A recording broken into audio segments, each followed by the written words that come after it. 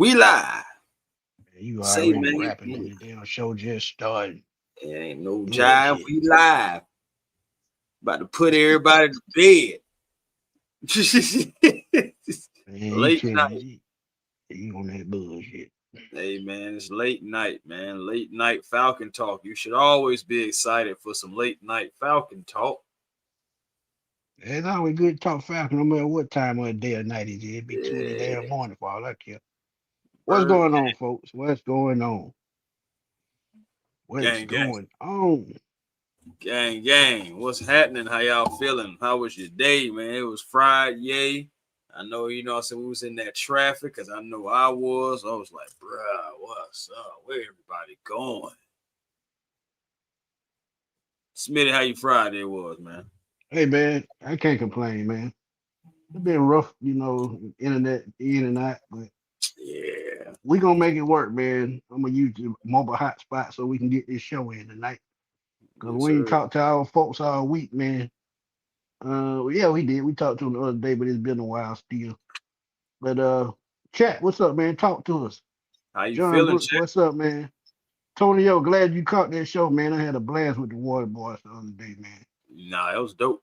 Dope show with the Water Boys the other day, man. For real. ATLGA, what's up, my guy? TJ, what's up, man? What's What's good? going on, Robert Robert? Blackman.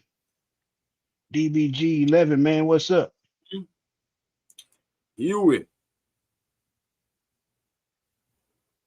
Nando, what's good, man? PED1, what's good?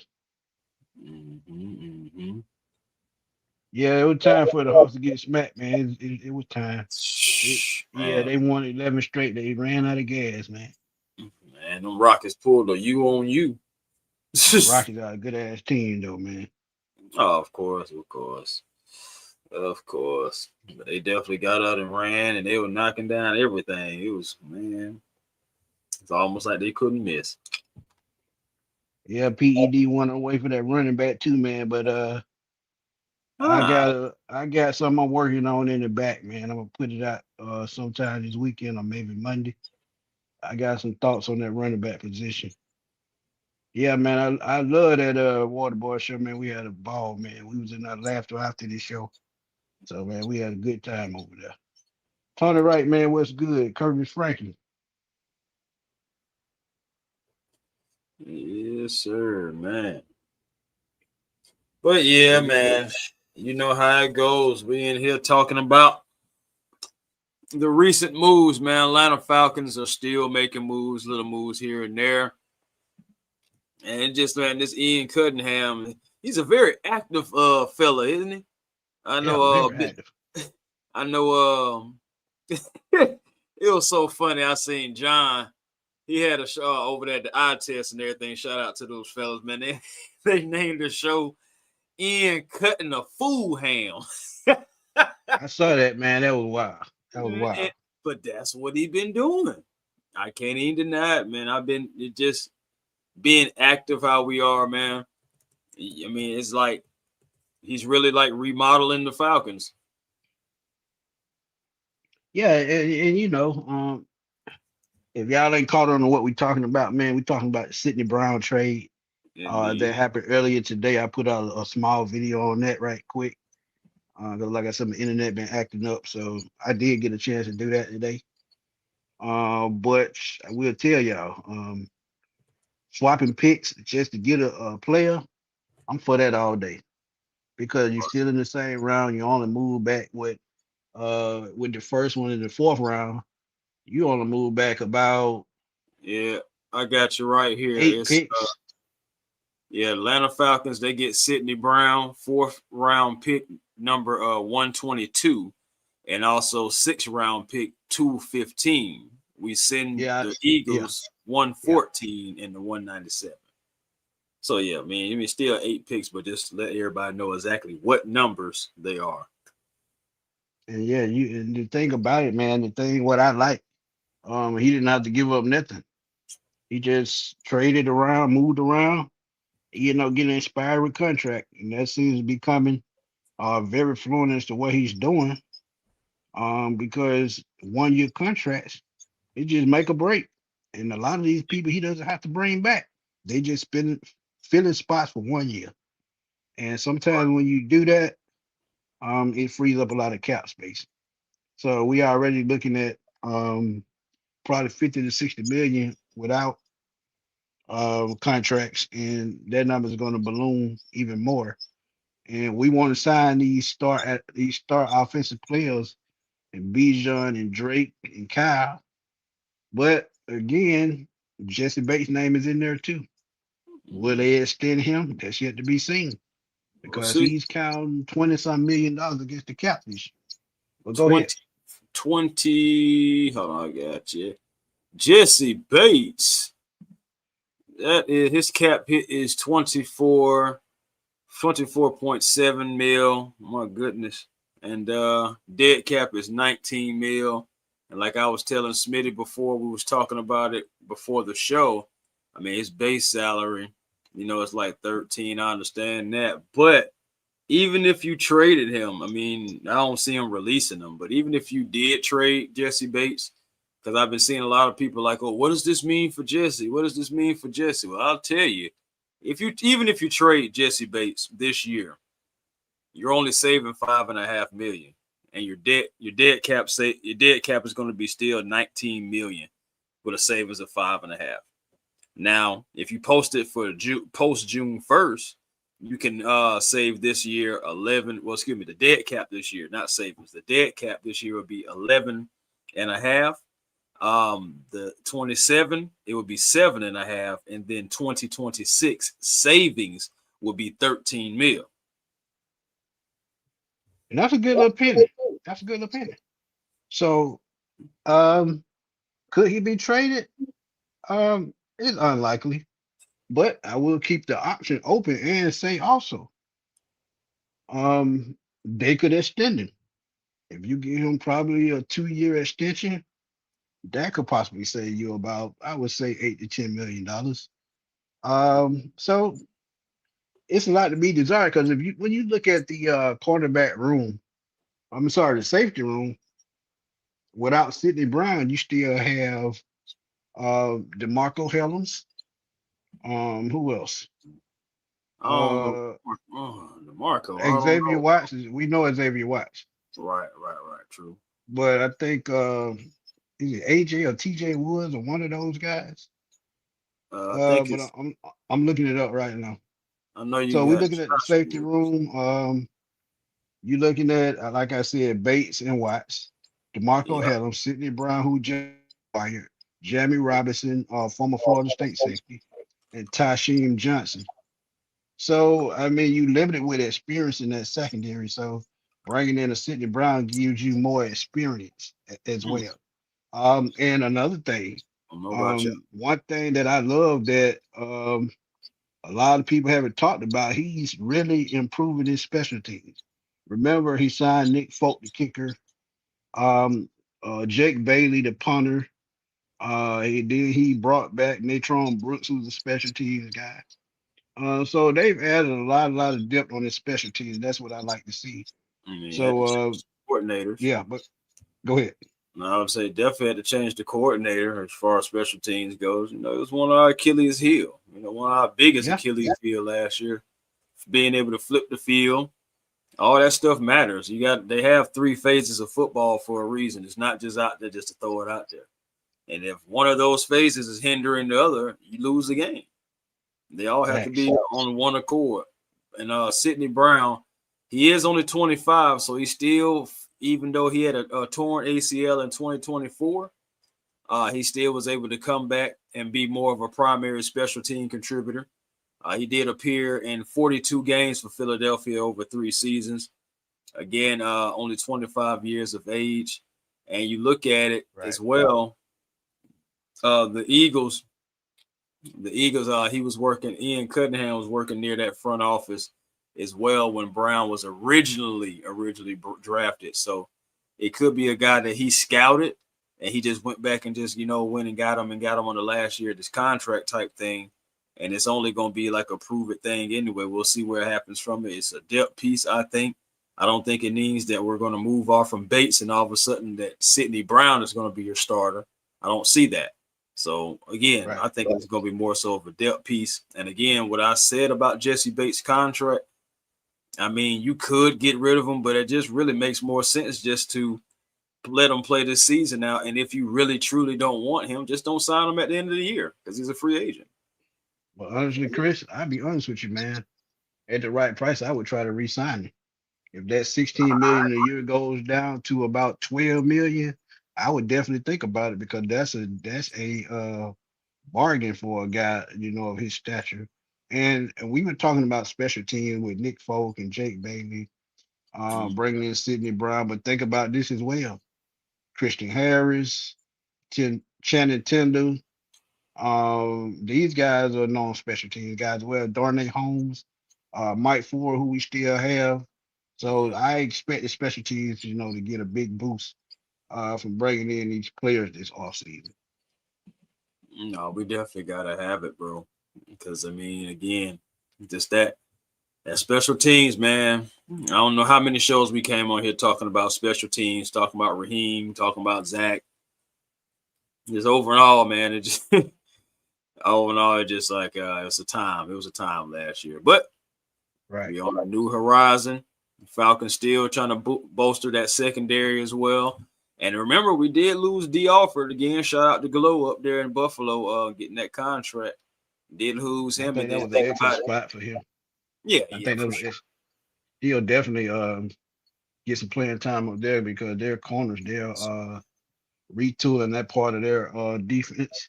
So DeMar That Hamlin, I think he is gone as well. So shoot, I don't even know if they really got any safeties like that. I remember at one point in time they were just getting rid of guys. But I mean, again, the draft is coming up.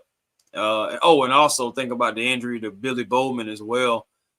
There was a buzz on Twitter, like could also, I mean, it was small buzz, but still, could Brown be coming in because Billy Bowman is not going to be ready by the time the season starts with the Achilles. yeah, but yeah, he could, but I think that's Darnay Holmes' spot.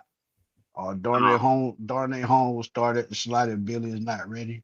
So that was their main reason for getting him. So you think But he before we go already? on, So wait a minute. You think but he's starting automatically? You don't think Brooks going to have anything to say? uh I think Darnay Holmes is a little bit more polished.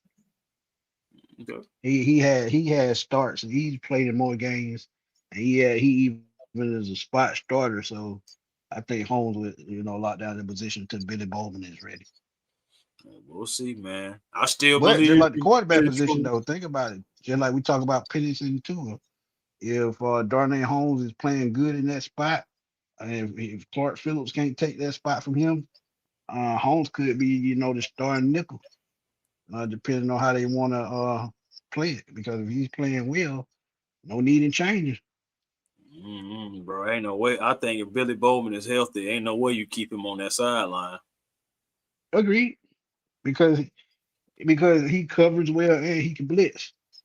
He's a Swiss Army knife at that defensive back position, and also he can play safety as well. So if they need to put him on the back end in the safety position, to get Bates or someone some rest, he can do that as well.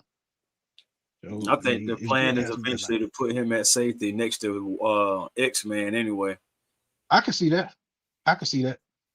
Eventually, not Absolutely. necessarily saying this year, but eventually, I think that kind of was the plan when Jesse moved on. Yeah, Wild Bill and X-Man back there patrolling the the back end. Agreed. I just want to see what Phillips can do, man. Because coming out of Utah, I thought he was going to be the next good nickel corner that we had, but injuries and things of that nature just hadn't worked out that way. But before we go on, man, y'all go to A1 Forever and drop them super chats and also on my Sports Machine channel. We would definitely appreciate that as always, man. But my boy ATLG ain't faithful. Y'all go check him out on YouTube, man. Says no one wants to create holes. I don't think anyone wants Bates to leave, but it's a business. Absolutely correct. Absolutely. That's what we always say, man. And of course, nobody's safe. That's another one, man. This Yeah, regime didn't draft, trade for, sign nobody except for all the people that they're signing now. So it's yeah, like you gotta think about it. Even though Got I think Bijan is the safest Falcons on this squad, I just wouldn't be surprised if he's traded at some point to save money. I'm just saying.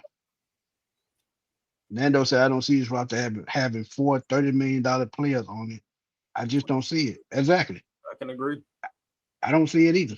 wholeheartedly. Wholeheartedly agree. All right. Cam, Dotson, and Harris, my three favorite signings. I can roll with that. Yeah, I really like the Dotson, the Harris signing as well. Really, man, all the people that they brought in as far as like on the around in that line area, because I'm interested in the Chris Williams thing too. They have a history with that. Um, the Educam, that one is a great one because he had his career year under Nate Ollie and with the Colts. So Right. that's gonna be interesting, man. Yeah. Ryan said we finally got rid of Felipe French. Thank God. Yeah, he went back to the Panthers. Wasn't that something? Yeah, I Hey mean, hey, man, it ain't that I love talking about it. I'm just being real like I'm always is, man. I just keep it real. Don't nothing hey, surprise me. okay, Smitty, I'll give you a break tonight. I'm gonna talk about the Bijan thing. I'm just saying, like, could we talk about who did the Falcons? Who was a certain running back that the Falcons just had like a visit with. Mike Williams, I'm just Arkansas. saying, bro. I'm just saying, like, and if you look at his tape, that's a dog right there, man. Like, that's a guy that can be a starting running back. And I'm just like, if you take him now, he's projected to be a day 2 pick anyway. And I'm like, could the Falcons draft a running back on day 2? It's possible. It just that'll be Cause, just interesting. Cause think about it, bro. This is something that you really have to think about. And I'm not just trying to, just make conversation, but I'm just being real. If you look at the dynamic of what's going on at the wide receiver position, the running back position, if you get a Mike Williams this draft and wide receiver is deep in this draft as well, and you say, hey, next year 2027,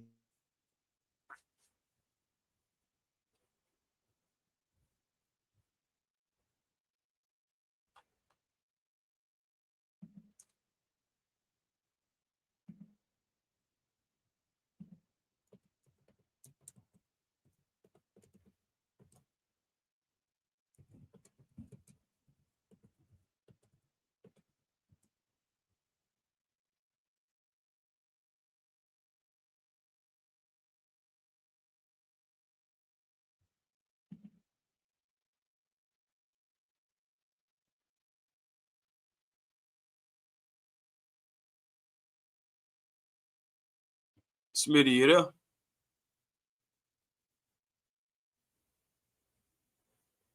Or is it me?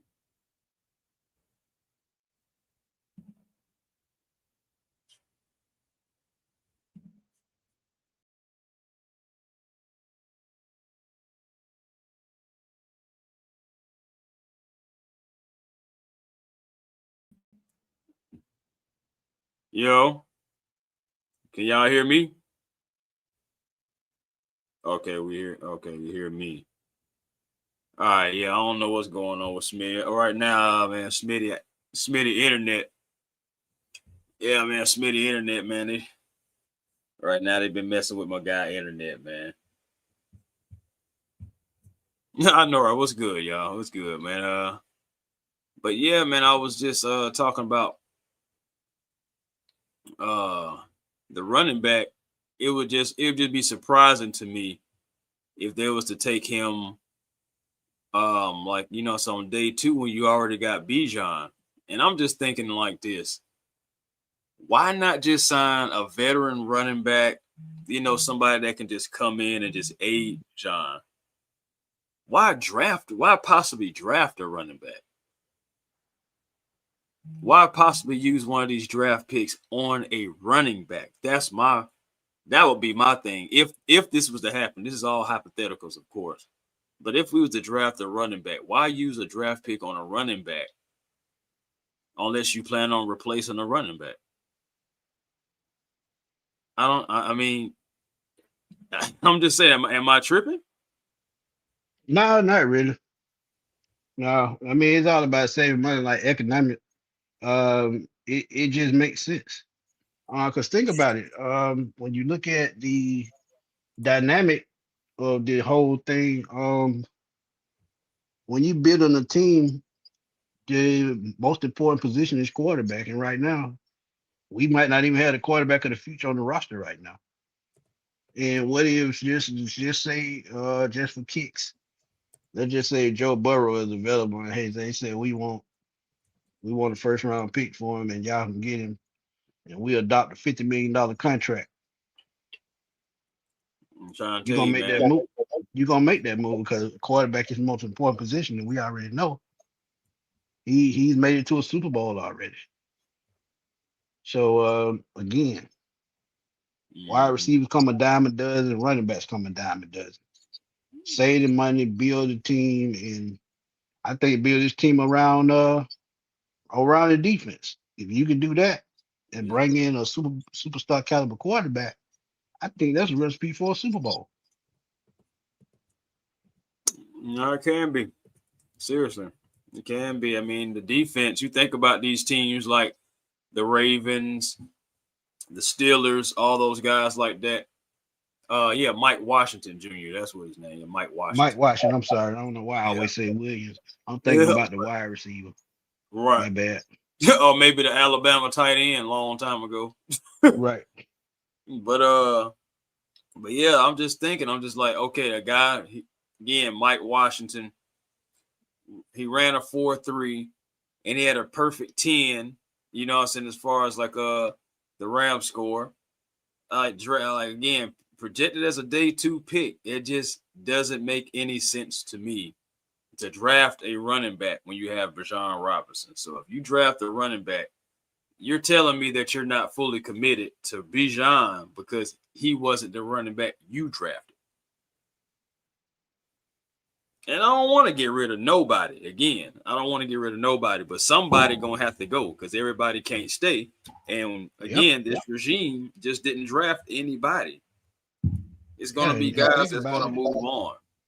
And you look at Ian Cunningham.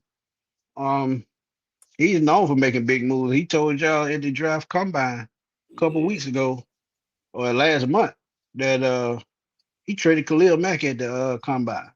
So what makes you think Drake London and Bijan Robinson is more important than Khalil Mack? And Khalil Mack is a future Hall of Fame player. So that lets you know nobody is safe. If anybody every player in this league has a price. It's just willing are you willing to make that change. Man, that's a bold thing right there, man. Change is something that either people run from or run to, and not a lot of them run to it. And I again, absolutely agree. ATLGA faithful. I think he the face of the same, franchise too. But at the bro, same time, you But got to be John could be the face of the league. That's the type. That's the type of guy right, he is. He could be the face of the right, league type. right. Yeah. So I mean, he could be the face of the league. He can be one of the best player in the league. Who knows? But at the same time, if you're going to pay him the 25 million, somebody got to go because you're going to eventually have to pay the quarterback that 60 million. That's all I'm saying. That's all I'm saying. Yeah, that's crazy, man. Hey, wait a minute. There's something else now. We talk about, and all these other people like Bajan. We talk about Jesse. We talk about Kyle. And honestly, we should be talking about all those guys, especially like Kyle and Jesse. But somebody that we don't talk about really enough and who could be somebody in this whole conversation down the road, not necessarily this season, but somewhere down the road. Think about it. We did just restructure AJ Terrell. Right. You know what He I'm could be saying? another one. His contract after the restructure now, of course, I got you right here. So 2026, now we're his dead cap is 48 and a half. Goodness. He'll be his cap hit in 27 is going to be 27.5 million. 28 is going to be 29.5 million. But with the base salary still going to be like 17 and 18. You got your signing bonuses, you got your restructure, and of course your roster bonus. There's no workout bonus. So again, you add all that up, that comes to that 29 and that 27 cap hit that I was just talking about. So AJ could be and this year AJ will be 28. He'll be 29 in 27, and 28 he'll be 30. So you know what I'm saying, that's another guy. Like, I like AJ Terrell, and I like him being on this team. I feel like, for what the Falcons need, AJ is always fit the bill. So regardless of whether people didn't think they're thinking he should have been better or not, I mean, at the end of the day, AJ is fit the bill for the best that he possibly could, being the only guy that we've had. But moving forward, could we keep AJ Terrell? Yeah, that's a good question. It just depends if they want to pay him or not. Because remember, Jalen Ramsey he's been traded about 3 times since starting in Jacksonville. So top corners get traded all the time. And I see people saying, Bijan in his prime, Marshall Faulk was in his prime when he got traded. Eric Dickinson was in his prime when he got traded from the Rams to the Colts. But DBG said, I know it won't happen about my choice of quarterback. If I had to pick, if he's ever available for trade or free agency down the line, Josh Allen. Just in my imagination, but just imagination, wishful thinking. And I get it.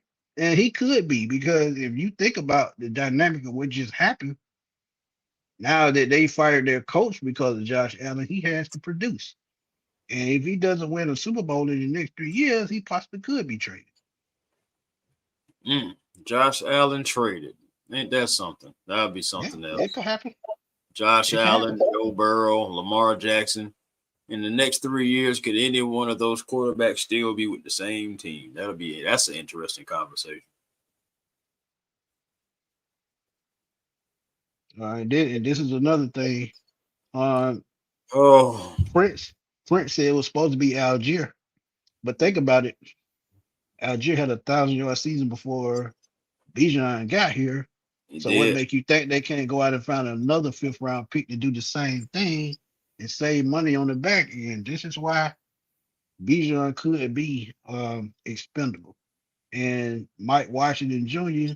could be that reason, because you have him on another 4-year deal in the 2nd round, and by the time he get up to his 4th year, he still may not be what Bijan is going to cost.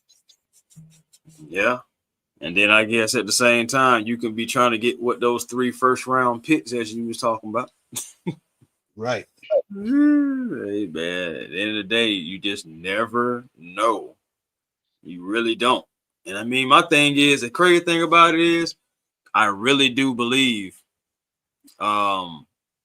regardless, if we did trade away Bijan, that the fan base that's gonna be taking a hit. Fan base gonna take a hit because everybody loves Bijan. All the things that he can do, all the things that he does provide for you. But again, just like you said, I mean, yes, Tyler Algier broke Willie Andrews' rookie record. But yet at the same time, another running back was drafted just because he was a little bit more dynamic. Now you don't have Tyler Algier. You got Bijan Robinson, but it's all a business. The same cycle can happen yet again. Bijan Robinson, the best back in football. Huh? You just drafted a running back. What you talking about? It happens.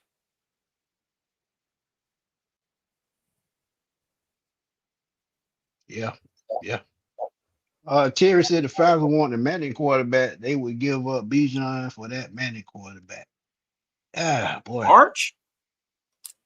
Ooh, that would be taking a step backwards, though, right? Hot take. I'm not getting rid of Bijan for Arch Manning. Ew, boy, that to me would be a step backwards. That's my because Not doing If you're gonna do that, you might as well just keep Penix and roll out with that and pay him possibly $30 million down the road.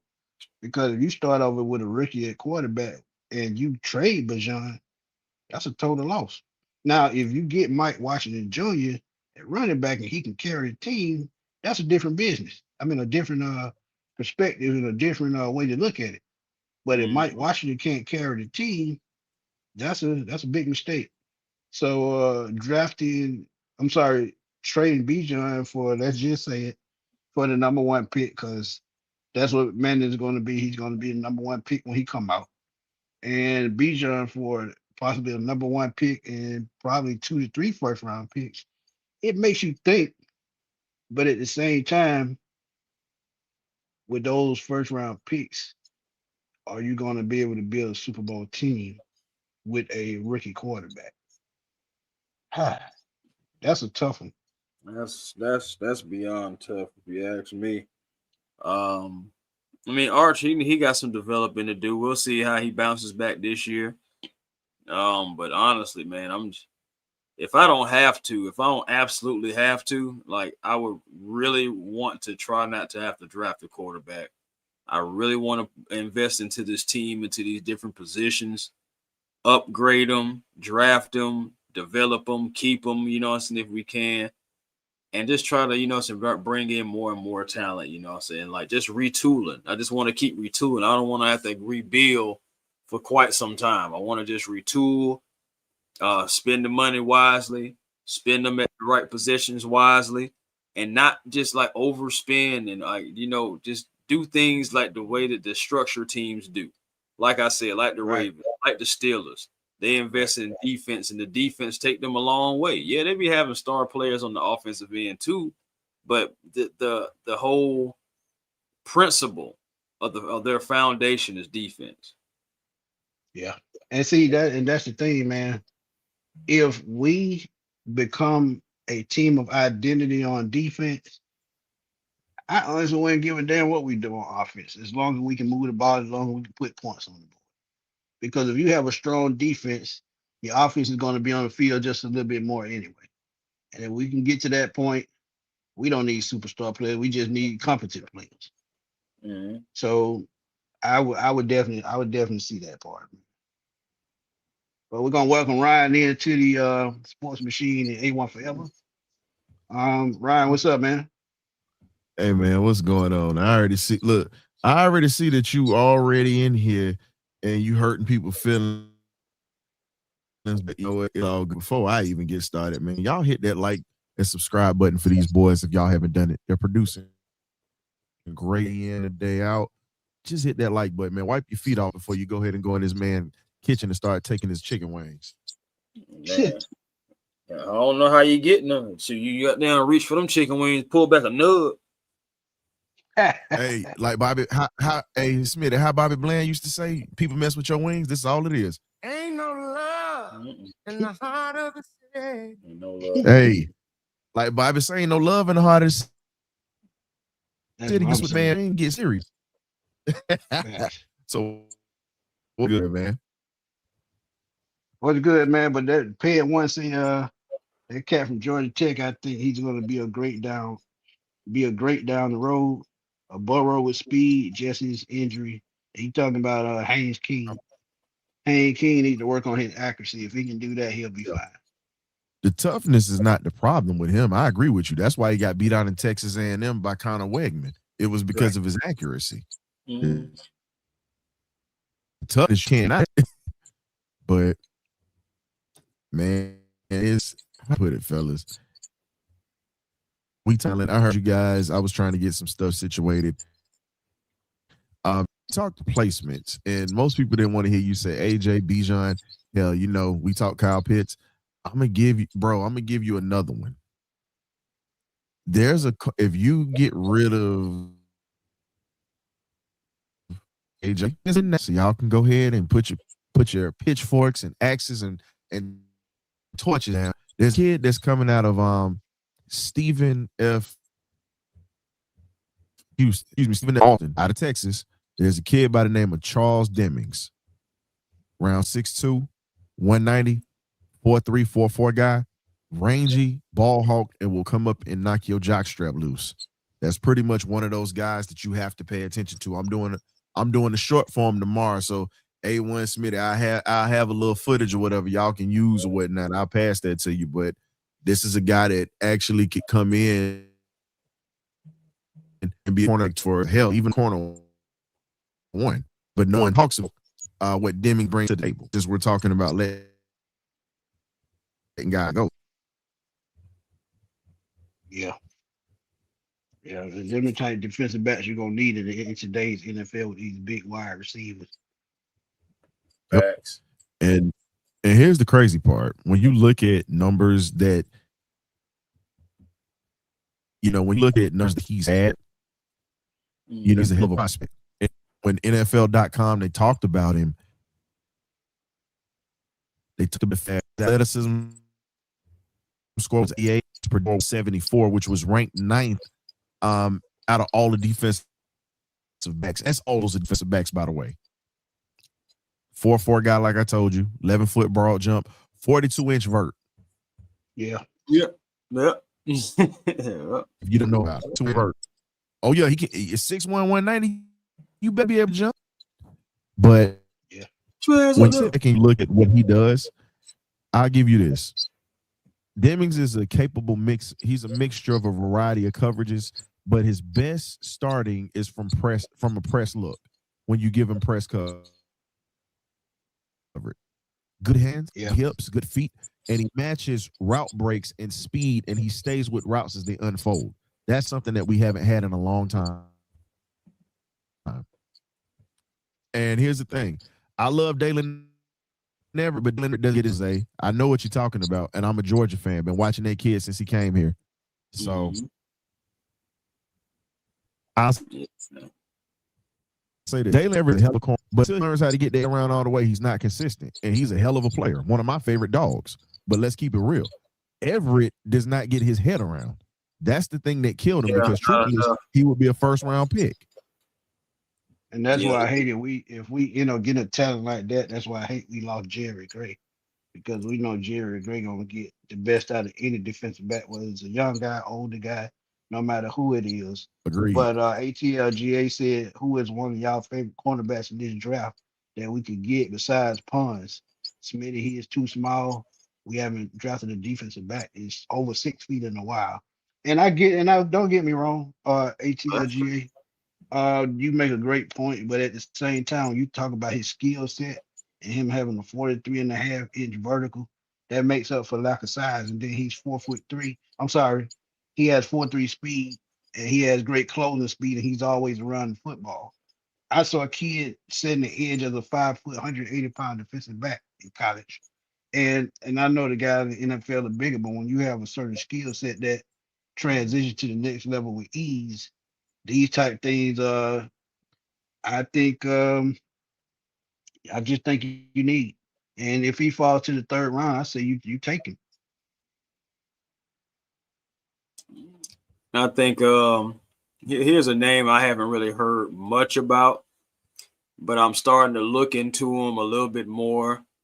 I'm kind of starting to like him a little bit too, and I'm talking about Jalen Kilgore, cornerback from South Carolina. I'm looking into him. Yeah, I'm looking into him. Saying again, measurables and everything seem like it's lining up and whatnot. But he's from Georgia, Eatonton to be exact. And Kilgore, yeah, man, Kilgore like another guy that sticks his nose in the run game and likes to to shoot the gaps, fill the gaps, and rise some downhill. Also, like jams like those slot corners. He's like mostly in the slot as well. So if you wanted to go there and probably try to fill like another slot area, or if you just want to need a guy just to be another free roamer, you could go Kilgore. And he also has some ability to be on the outside, but mostly he's like press, nickel, slot. That's mainly, his thing. But he's another interesting prospect if you want to get another corner in that room, just to let him roam. Agreed. Can you guys hear me now? Yeah. Oh, what's going on? Yep. Yeah, man. StreamYard been StreamYard. Yeah, I just need to make sure the sound because I saw everybody was saying that I was going in and out. out. Yeah. Auntie So Joy, now, what's good, man? Auntie Joy, where you been, man? Where you been? And hiding. I know what to do. But again, man, So somebody for you. since we since we talking about the cornerback position and we talked about Dalen Everett already, we're gonna transition to the Falcons being up at UGA's pro day. We didn't get a chance to get to it. So we can talk to it for about 20 minutes or so. Dalen Everett is the guy we started off with, 6'1", 195 pounds. Uh Blazing speed, good closing speed, but as Ryan said, you talk about technique, you talk about getting his head around something that he needs to work on. Um, Chris, what's your thought on Dayton Everett? Right quick. Oh, you already know. Like I said, I like the kid. I think. I mean, it's not false about him and that head getting turned around, but that's where you're like, if you do draft him, that's where you got to believe in your coaches like Justin Hood. Facts. He's pretty much the reason why that Jerry Gray is not here anymore. Also, you think about the assistant Ricky Manning Jr. I mean, he's mostly going to be like the slot coach, but still, I mean, as a experienced cornerback that has played played the game at a high level, and you got to trust your coaches. Honestly, Dylan Everett, I like Dylan Everett a lot. I think he would come in and embody what the Falcons want to do. I think he does bring at least some toughness, even at his 6'1" frame. He still brings some physicality, strong run defender, fills the gaps and all those things. So it's just like at the end of the day, played 55 games in the best caliber competition there is, for 4 seasons. Like Ryan said, damn good dog. Just have to tighten up on some mechanics. But that's where you got your coaches for. So I think you can take him and plug him in. And I think, after he goes through the gauntlet of the offseason, and gets comfortable, I think you can have yourself a primetime corner eventually. Correct. Next guy. A lot of people are talking about that. I don't see, a lot of people doing profiles on, and that's offensive tackle Monroe Freely, who I think is going to be a top 10 pick at that tackle position, elite pass blocker. Needs to work on his run blocker just a little bit, work on his footwork too. But when you talk about upper body strength and balance, he does it well. The reason probably with his run blocking, the reason is he doesn't get out the block fast enough in the run game. But that's something that he can work on at the next level. But Monroe Freedom, tell me what y'all think about him right quick. Monroe. Go ahead, Ryan. I think Monroe Freeling, when you talk about Georgia offensive lineman count of what has been produced at Georgia, and when you look at his fundamentally sound, he's durable. That's the biggest part. Can you have durability? Because you can survive playing for Kirby Smart for 3, possibly 4 years, and you play through pain, you play through anything else, you pretty much make it in because offensive lineman, that position is hit on every play. You're not attached to go get a football or anything. Your job is to pretty much protect Michael Penix Jr. And the best did. Now, if you look back at what happened to him in the ball game against Notre Dame, he was banged up, got hurt. You pretty much saw how that affected that offensive line. He beat Mitch. You talked about his strength, Chris. The best thing about his footwork, he's as agile as a heavyweight fighter. Best way to describe him. He's like a Tyson Fury pass. Hopefully that right there kind of cleared it up. He's like a Tyson Fury with his footwork and pads. It don't look funny when he punch. Yeah, that's a good analogy right there. Yeah, And at 6'7", he has long arms. So at 6'7" with long arms, he can't help but to get better. So I think Monroe Freeman, he will be a top 10 pick. And if he goes to the right team, I think he'll do his thing. Miss Carey, what's good, Miss Carey Wilson? We ain't see you in a while. Here Thank in you a for the minute, man. donation. Appreciate it. My But thing is go ahead, too Chris. about, no, I'm about to say my thing is too about Freeland. You think about it. What is also that what's the type of schemes that he flourishes in is also zone blocking. You know, so our zone schemes really would fit him if he wanted to go that way, that wide zone system, and to ask him to ride those speed rushers, man, and then like to be pulling as well, man. I'm telling you, I think if Callahan could get his hands on a guy like that, and he plays left tackle, so you would have somebody for the future for who. So Yeah, and I think he would start off on the right side, dude, and move to the left. Man, so be Once it. I Jake mean, get done. even if no matter what you want to do, if you felt confident enough to put him on the left side and Jake on the right, then I mean, yes, another conversation you could have. Because again, there's no point in cutting Jake at all right now. nope.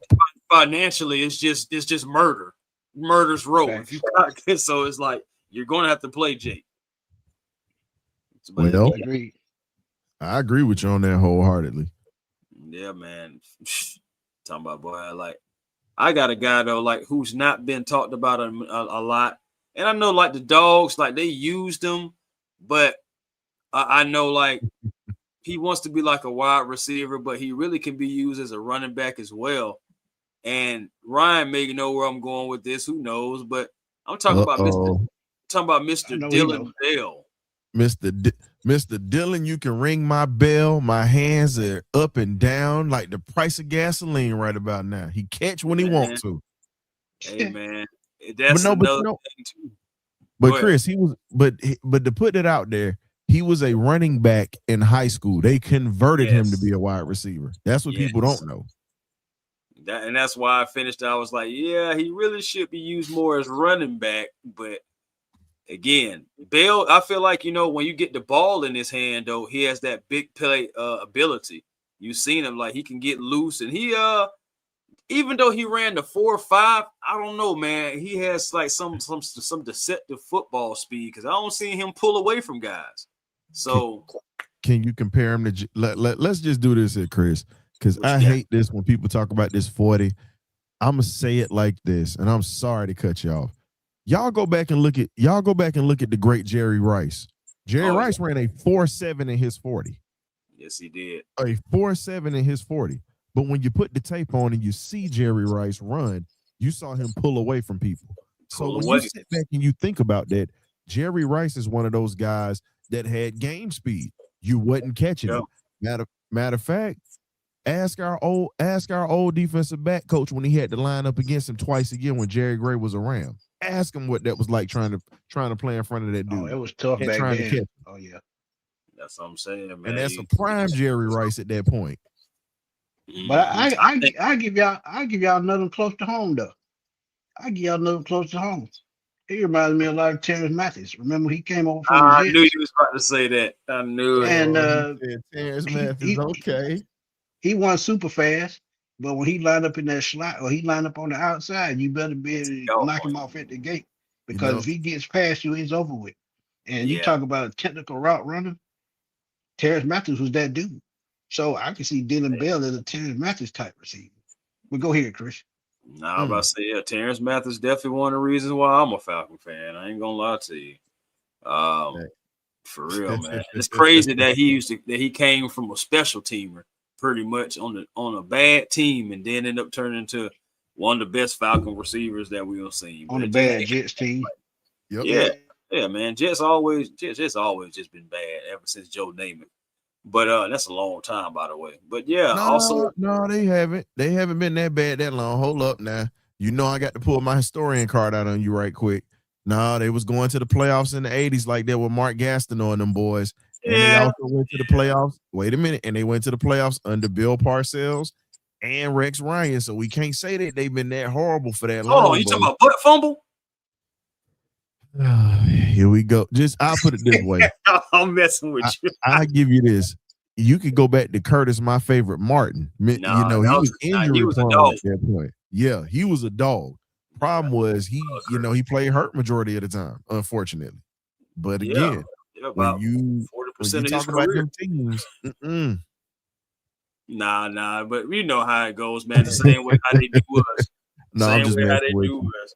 Nah, No, I'm but just messing with you. but I want y'all thoughts though. Like seriously, I mean, I know about the hands and everything, but for Falcons, I'm thinking like if Dylan Bell, if it's the 6th, 7th round and you see Dylan Bell there, I think you should pull the trigger.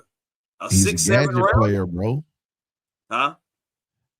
I'll give you this. If I got to compare Dylan Bell to a former Falcon, it's not going to be Terrence Mathis. I know Smitty went Oh down that no. route. I got to compare him to this because he's a Swiss Army knife. He returns kicks, punts, which he's done at Georgia, and he also was a running back and a receiver, and he's thrown for a touchdown. Mm-hmm. I'm comparing him to an Eric Metcalf for you Falcon fans. But Oh for yeah, my I can see old that. school Falcon fans, I got to compare him to Mel Green that played for the St. Louis Cardinals back in the day when they was in St. Louis. Played both sides of the ball. Pulled the card that time. Nah, yeah, that's what they were called, the St. Louis Cardinals. Long time Yeah, ago. No, I'm before talking about the Phoenix. player you had just said. I Yo. said you pulled one that time. Because he Oh, played yeah, he both went in sides and of the whooped. ball, and you got to look at it. Dylan Bell also was a gunner on the punt team, and he also ended up playing back in the day. You know, he had a couple of snaps at defensive back. So again, Dylan Bell is a Swiss Army knife, and that would be something that the Falcons could use to their advantage, in my opinion. Absolutely. Agreed. Absolutely. There's one more name out there that we can throw out there, and we can go to the next guy. Troy Brown, former of the Patriots. That guy can do it all, man. Receiving, gunner, anything you can name, he can do it. Return, yeah, he can do it. But Another Georgia guy. another Georgia guy, right? Of course. Not UGA, by the way, folks. Let's make sure we put that out. He didn't play. Yeah, put that out there. No, he played. Mess it No, up. he played at Marshall back in the day. Marshall, yeah. Mm-hmm. What y'all think? My thing is here now this one is interesting because of who we got franchise tag. Could be a 3rd rounder, and man, I ain't gonna lie to you. He's starting to climb up the boards. He's starting to turn heads, and I'm talking about old Oscar Delp. Oh, no, hold on, excuse me. Oscar Travis Delp. Uh-oh. Yeah, I gotta sound the alarm. Smitty, hold up. I gotta sound the alarm because you know the Kyle Pitts fans about to get triggered. You got Kerry up in here. Oh. Hey man, you got to sound the alarm on this one. I'm with you man. on this one, Chris. Let's bring him in, please. Hey man, 6'5", 245. And he runs a 4.4 at that size, y'all. We underutilized him at Georgia, by the way. He was literally supposed to be Brock Bowers 2.0. Go look at some of those pass screens that he caught, and he left everybody behind with that speed. And he's got physicality to go with it. Yep. No, he does. He does, man. I ain't gonna lie. I was very surprised at that because you really didn't get a chance to really see him use his speed. Like you said, he was underutilized. His senior numbers, let's see what we got here. As far as like when he was in high school, he had 59 catches and 923 yards, 8 touchdowns. So I mean, like he has the ability there. It's just he just needs more opportunity.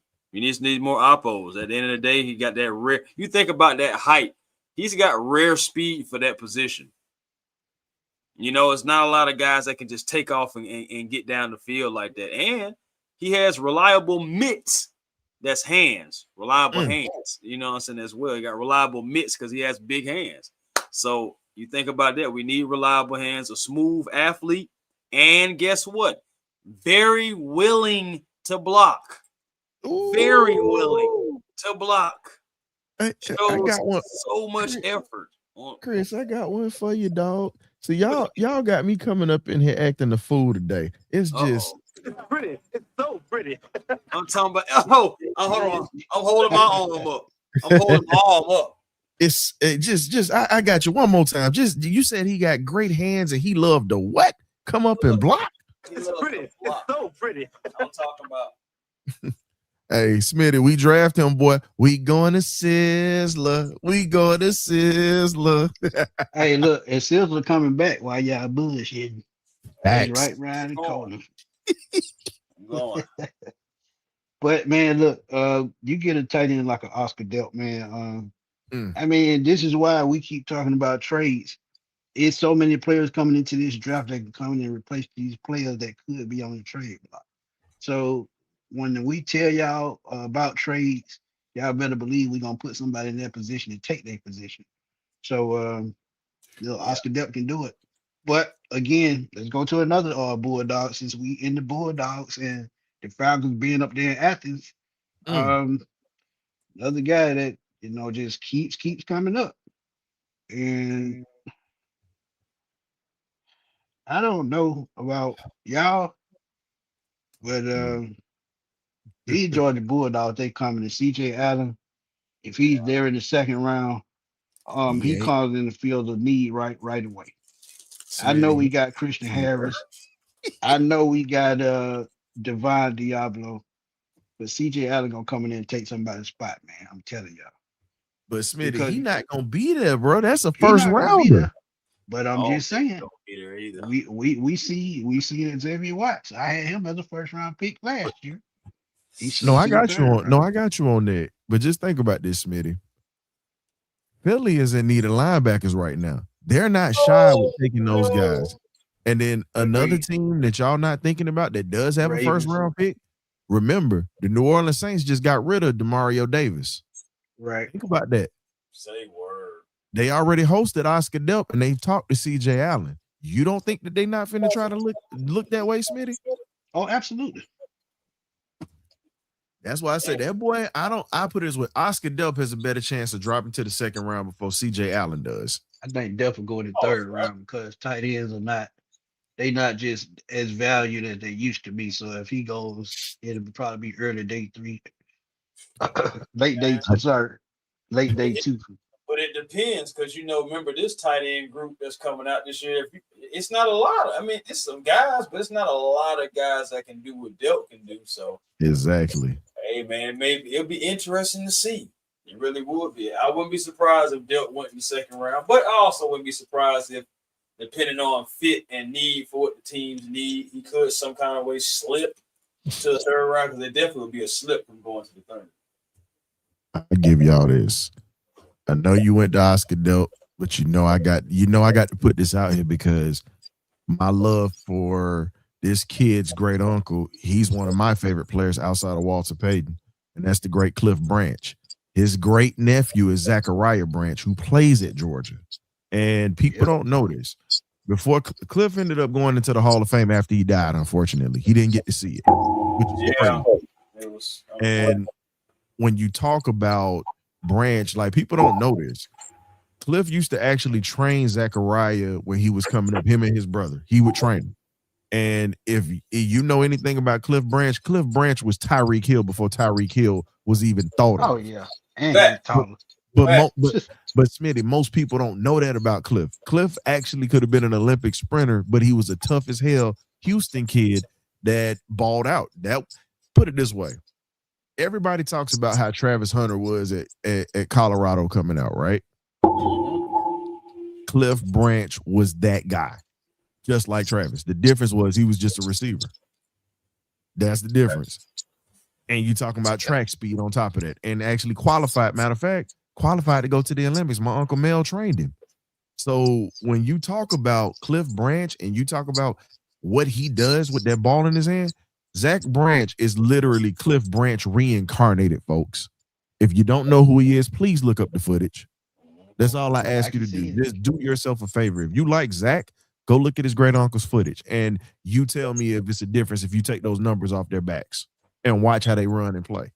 And to add to that, if you don't know, when you finish watching that video, just make sure you say, "Oh, now you know."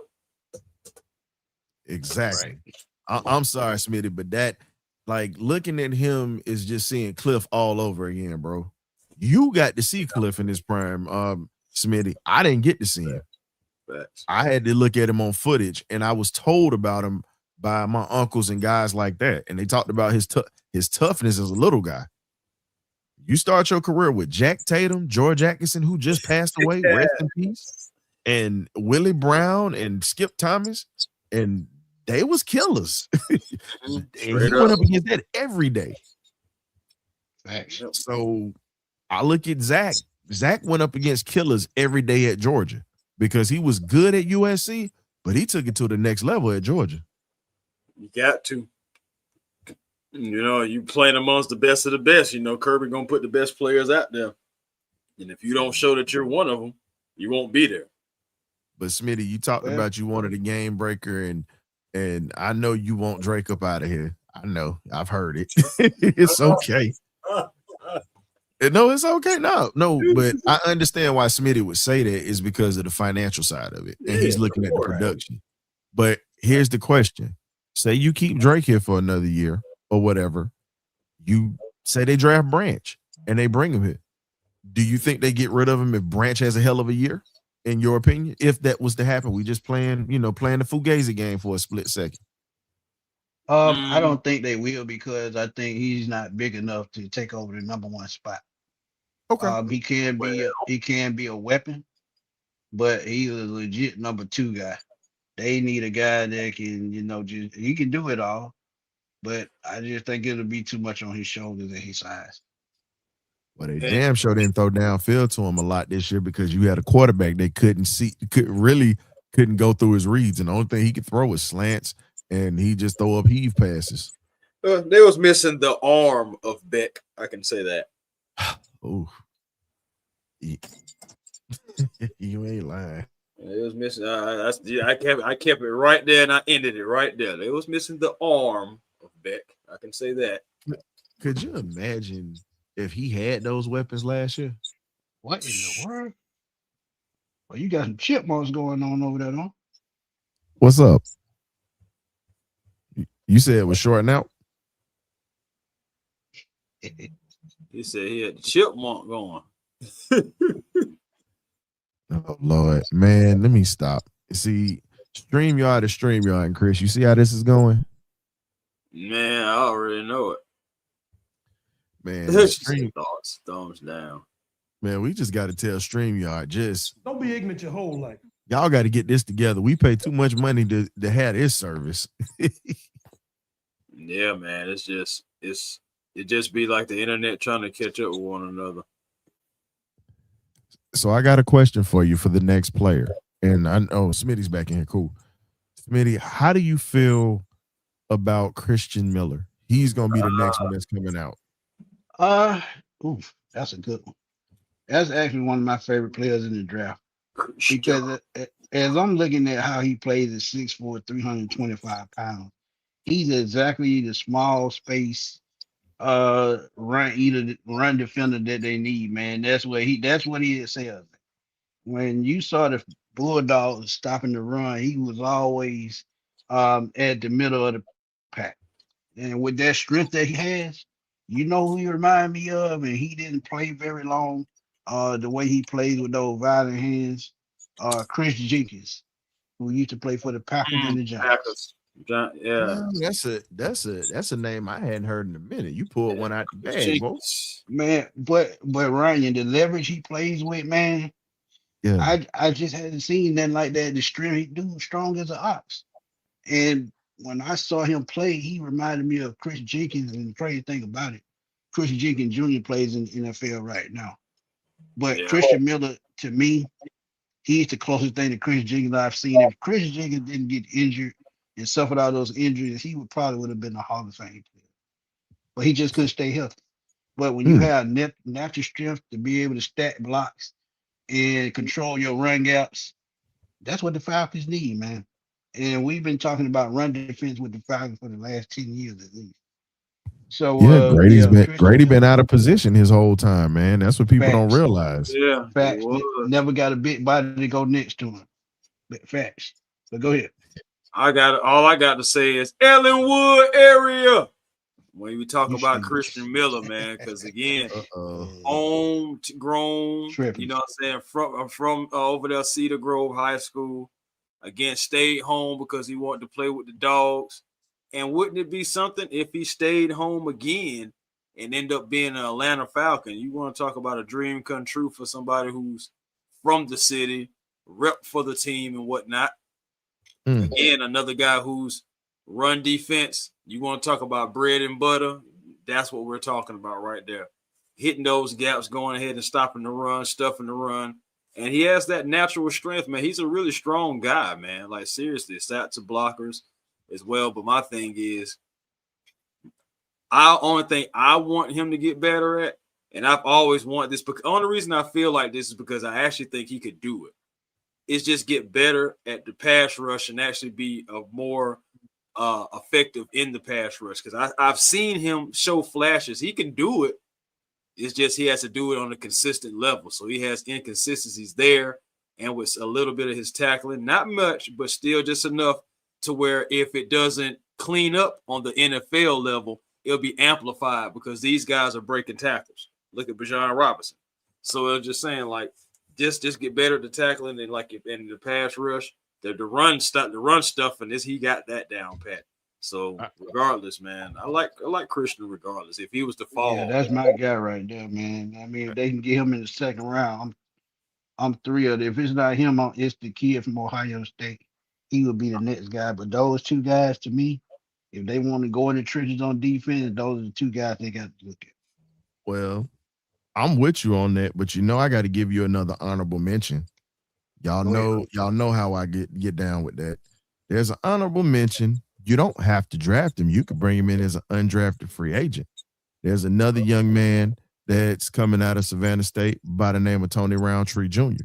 You're talking about a guy that's about 330 pounds, around 6'3", 6'4", about the same size as Christian Miller, and definitely is a sleeper. That is a guy. If you can't get a Christian Miller, or you can't get the kid from Ohio State, or you can't get the kid out of Iowa State, guess what? You can grab him. You can bring him on as a body and have a rotation. He's definitely raw and can be molded by Coach Ollie. Think about that. Coach Ollie has done things with guys that you wouldn't think would actually be worth a damn. Yeah.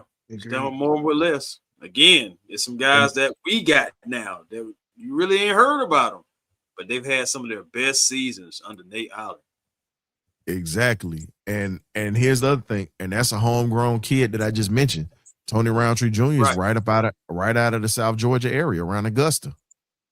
So again, when you talk about it, here's my thing.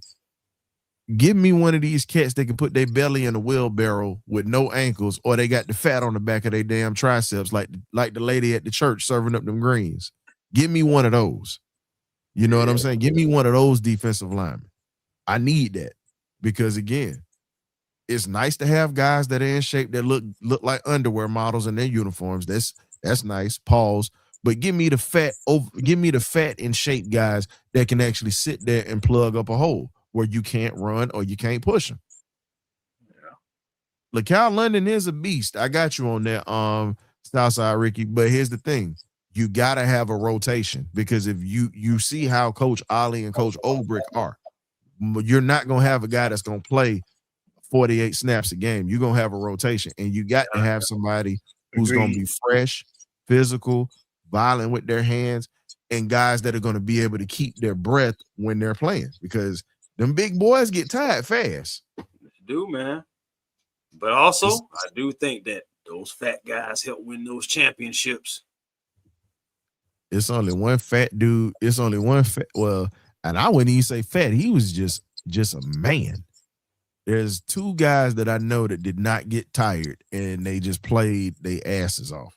Rest in peace to Jerome Brown and Reggie White. Those two, good luck. That's all I can say. If you have something like that. Jerome Brown was a man amongst men. And he was mean. He was smaller than Reggie, and Reggie was a massive man. And for y'all don't know, I'm saying this because I done seen it with my own eyes. Jerome Brown was better than Warren Sapp. Facts. Oh yeah, and from what I saw, yeah. Just I tell people like this: when you talk about Jerome Brown, that was a Hall of Famer's career that got cut short, like Sean Taylor. There's two Hurricanes that died prematurely. By the way, for my Miami folks out there. Yes. Yep. He died in the car accident with his niece. It was nephew, little nephew. Yep. Right. They was down in Florida, on that country road going fast, and he lost control of that car. Yeah. But But Smitty, when you got to watch him and you got to see him in his prime, and you were watching him play against the Falcons during that time, like I said, I came around 91. That's when I became a fan. You was Man, a I fan a little remember longer. Jerome Brown at the University of Miami in that championship game against Notre Dame. That's how Damn. far back I go. Man. I was Okay. about 8 or 9 years old, and I still remember watching that game. And And the only name they kept calling was Jerome Brown, Cortez Kennedy. and Yeah, and here's the Cortez. scary part. Troy Aikman still to this day says I have Jerome Brown to thank for saving my career. It's a reason for that. Troy was at Oklahoma before he went to UCLA, and he broke his leg playing in the wishbone offense, thanks to Jerome Brown. Maybe Yep, he Troy had to didn't make change it up to the his playing NFL style. if Jerome don't break that leg that day. Yep, Never know. because I actually But remember when he went to UCLA. But if we could get a player of that magnitude, and this was my thing, everybody's talking about Jalen Carter. Philly's got him up for trade right now. By the way, they saying they're not gonna trade him, but they just seeing what it is. But I think they're gonna re-sign him. I told everybody like this. I think Jalen Carter was the closest thing that we got to see to a Jerome Brown Yep, in this day, yep. Well, and that's no, why I I was take that pissed back. when we. I take that back. I think Jalen, to me, he resembles more Cortez Kennedy. Really Yeah. big If you Tez, want, rest if in you want, peace. if you want to talk Jerome Brown, I say Aaron Donald was a little bit more like him Okay, because strong, he, stocky. yeah, Yeah. right, exactly. Aaron Donald was a different beast for real. But Jerome Big Tez Brown don't was get that too. credit either. And we had a chance to draft Cortez Kennedy back in the day, from what I was told, Yeah, we did. and we passed on him. Yep. For Andre Mm. Bruce. Didn't think he was Andre gonna Bruce over Cortez Kennedy. Good Lord. Yeah, it's just you're that still bad. paying for that one. Yeah. Just, hey man, this is all I need my front office to do. Just Don't be ignorant your whole life. come on, front office. Just don't do it. Well, one thing about it, I don't think this front office is going to be as ignorant. I think this front office yeah. is going to be more calculated, more strategic. I think they're going to show their worth when it comes to money management.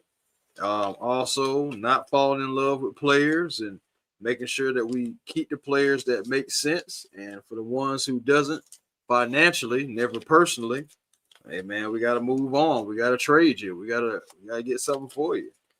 I mean, that's what we got to get used to. And I believe that this draft and next year's draft, we're really going to get these next two all seasons. We're really going to get to know Ian Cunningham. We're getting to know him now, but just think about this time next year or this time in year 3. We're really going to know what Ian Cunningham is all about.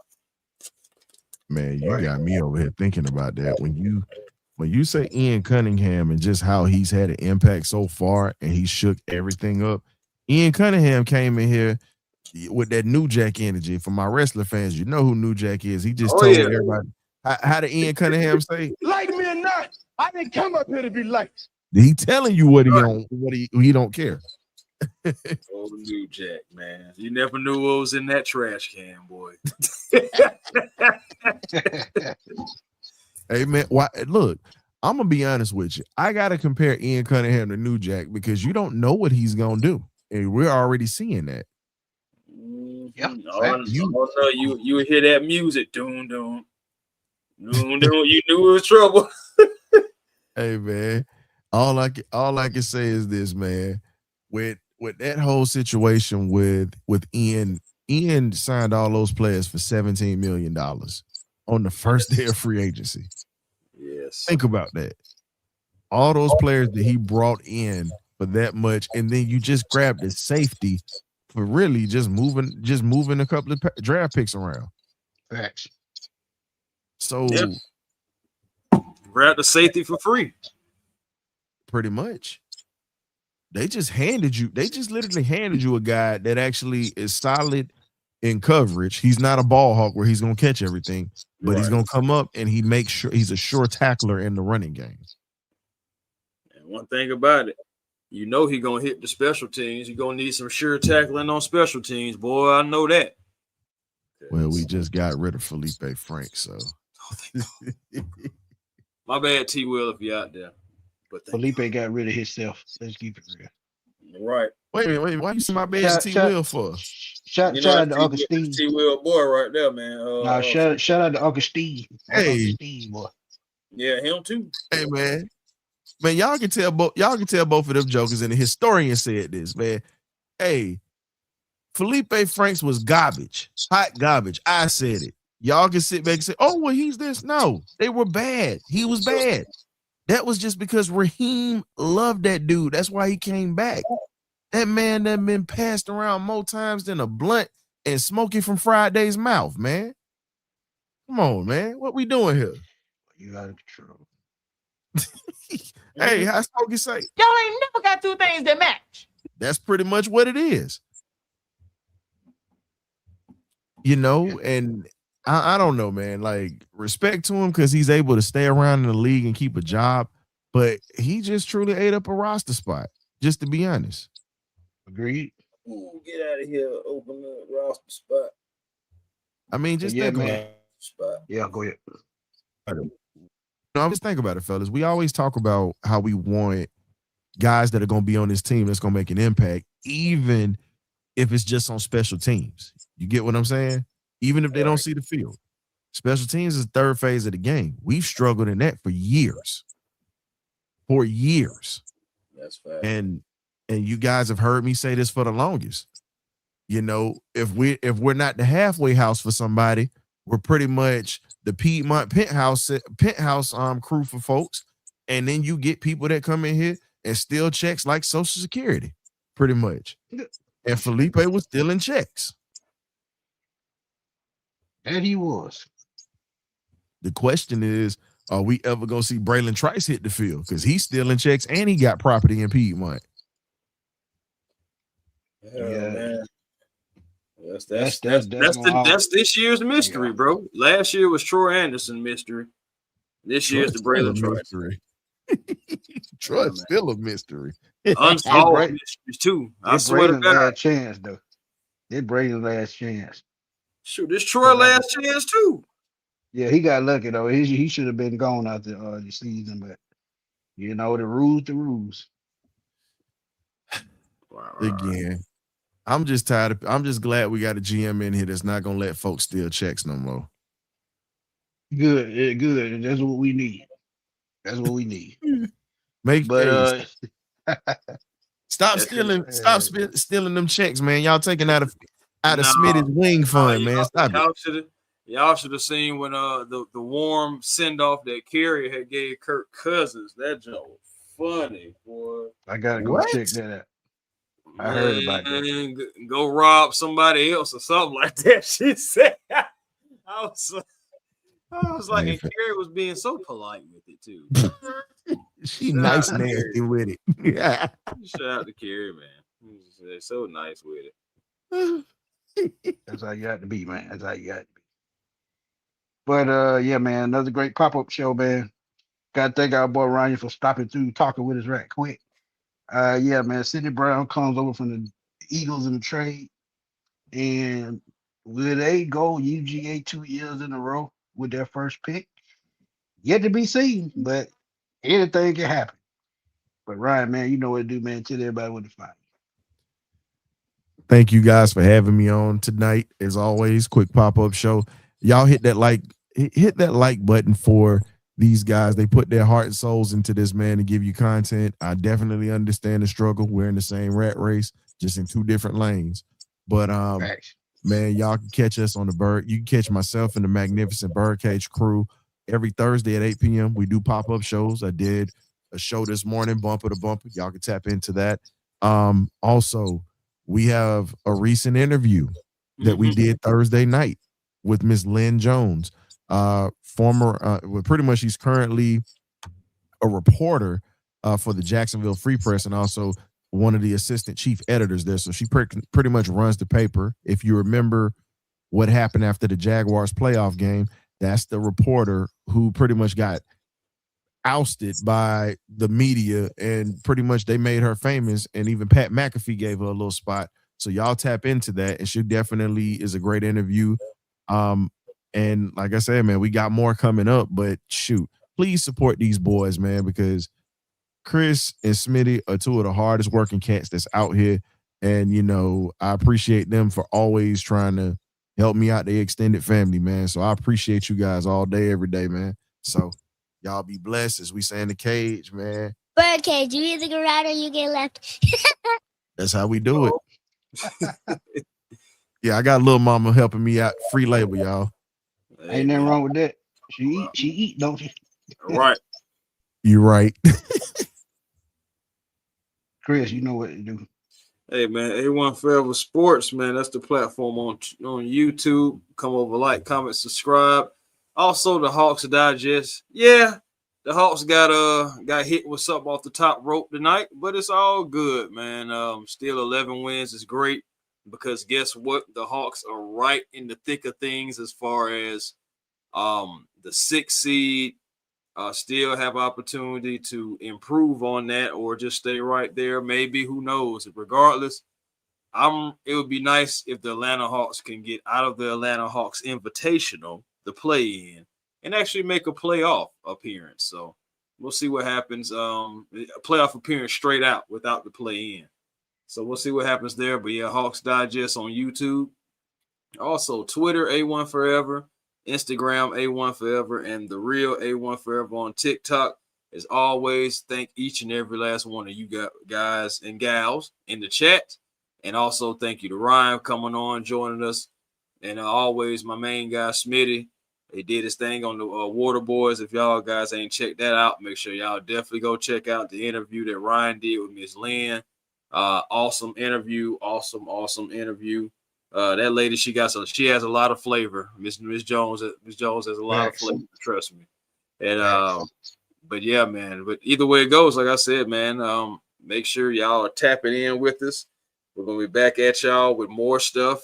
This summer we're gonna be doing some things, and all of us. So it's gonna be fun. I can't wait for training camp again, because I plan on going back. I ain't gonna lie to you. Yeah, me and Chris had a blast last year, man. Man, I had so much fun. Talk about a kid in the candy store. I was like, but yeah, man. That's what I'm talking about. Hey, Ricky. Hey, I did get kicked. I got blocked from the Falcon groups on Facebook, all of them, because they didn't want to share my content. But I made it, bro. You know, man. when God got something planned for you, can't nobody block you. So, I mean, let them hate. They motivated me, and I kept going. But yeah, y'all find me on Smitty Sports Machine on YouTube. Also at FatBoySlim_21 on Twitter.